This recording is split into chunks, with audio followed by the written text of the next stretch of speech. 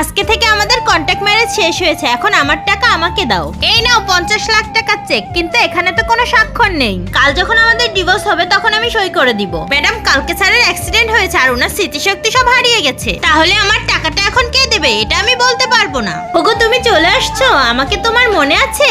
এখানে এটা তুমি না?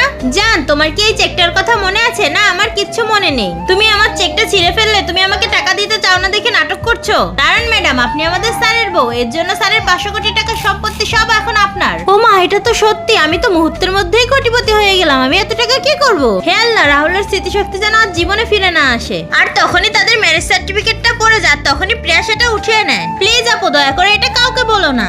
এই মেয়ে, তুমি কি দেখতে পাও না কাজ না শেষ করে কোথায় যাচ্ছ?